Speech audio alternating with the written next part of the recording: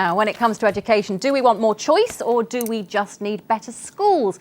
The government thinks the answer to both those questions could be free schools. They're schools set up at the request of local parents, state-funded, but independent of local authority control, and they're gradually catching on here in the East Midlands.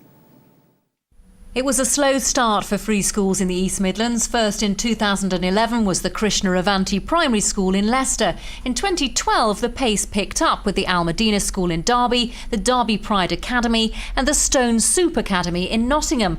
And planned schools so far for this year and beyond are the exemplar Newark Business Academy, the Nottingham University Academy of Science and Technology, the Rainbow Schools in Nottingham and the Trent Bridge Free School in West Bridgford. That's being proposed by the Torch Academy Gateway Trust, which already runs Toot Hill School in Bingham and Meaden School in Worksop. Its executive head told us free schools offer parents something different. I think it's a part of that liberalisation of education. We've had free choice now for parents for some time, but as I indicated, sometimes parents haven't got any real choice.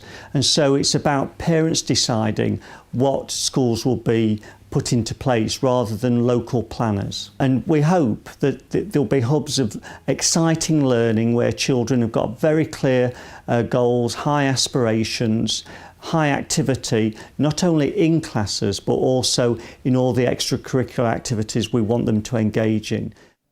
So Mark, this Trent Bridge School is a significant development. Aren't free schools, though, meant to be about improving things in difficult areas? And West Bridgford's got some very high-performing schools that do very well in the league table, so why have one there? It's about offering choice to parents, and I think that's a good thing. I think it's about passing, if you like, the power away from politicians down to teachers. I think that has to be a good thing, and frankly, if parents and pupils don't want to support it, it won't work. But I think they'll vote with their feet and they'll go to the best school that they see in their area. But if you've already got good schools, you probably don't need any more choice, do you? Well, no, I think you can never have too much choice, frankly. And I think the way we're heading towards more schools going into academies and more free schools setting up, I think that has to be a good thing. And I think parents will be delighted with the choice that they get. Margaret, there have been a lot of problems, haven't there, in Derby with the schools there.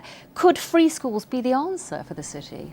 There have been problems in Derby, yes, although rather exaggerated by Michael Gove because he wanted to insist on creating an academy, quite unnecessarily, because people were already starting to make other plans to improve schools where there were problems. But I think let's wait and see how it goes. I mean, you're absolutely right. How the Academy's idea started off in this country, when it was promoted under our government, was in fact to put good schools where there was a lack of good schools and where there was real need. The danger with this thing of going on about, oh, well, masses of parental choice, in the end, it's not always the parents who choose, it's the schools who choose the pupils that suit them. So let's see how it works out. I think parents get fed up with this, we were going to sort it out argument, which always seems to get rolled out. We're fed up of waiting for what might happen. Let's give us the choice now, let us vote with our feet. If there are good schools in the area, we'll go to them. If there are poor schools, we'll migrate away from them to free schools or academies. Okay. Well, when Michael Gove imposed his decision in Derby, there was 3 weeks to go before a different choice was going to be made, and he said it was too long to wait. OK, well, that's what our MPs think. What about you? Well, we've been asking parents in West Bridgford if they'd send their kids to a free school. The thing that would concern me is that my children would be following on and going to the same school as their friends, so I would want them to go wherever their friends are going. Having another school here would be a great thing, really. It will give some choice, and I think if parents are involved in that decision, then that could be a good thing. If they set that up without any guarantee, then it takes money away from the two really, really good schools that we've got. So both West Bridgford School and Rushcliffe School, that have got plans to expand and take numbers on, will be denied the money to do it. Ella would be, not this one, Ella, my older daughter, she would be the first year. And I think, to be honest, I wouldn't want her to be the first year. I know that's quite a sort of selfish point of view and someone has got to do it first. But no, I want to know more about it and I'd want to have results and everything to look at first. So people not sure really if it's necessary, others wanting to know more information. Margaret, you were an education minister way back in the 1970s, and obviously there's been a lot of tinkering with education since then. But is this just another fad, or are free schools here to stay? I think it could be another fad. Michael Gove seems to have taken his model from what happens in Sweden, where of course these are profit-making companies, but where it's said there are now a lot of problems with them. So I think we'll just have to see how it goes. But what would you do? What would Labour do if they came back into power about free schools? Would you keep them? We'll have to wait and see. I mean, we've got, what, 2 years more to go to the general election.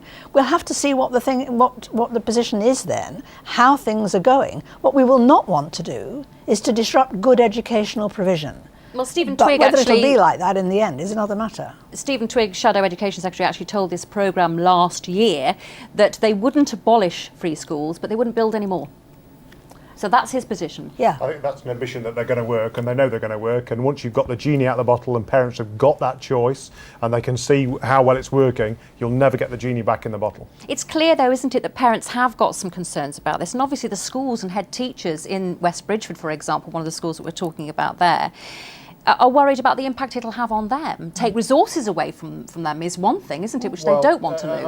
I mean, what I would say is to my constituents and to parents, vote with your feet. Choose the school which suits your children the best, and let's put the resources in to the schools that are attracting the most children, because they're the ones that are successful. Are you concerned about this lack of resources?